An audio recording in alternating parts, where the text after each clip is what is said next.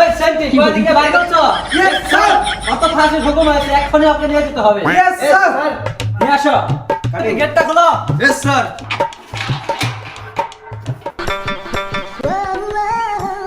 ওরে নিয়ে আসো।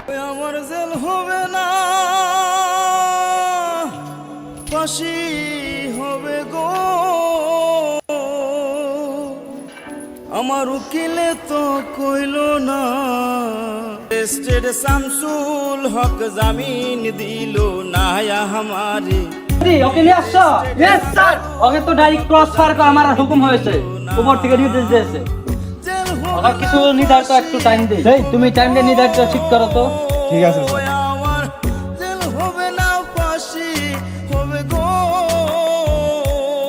আমার উকিলে তো কইল না, টেস্টেড শামসুল হক জামিন দিল না।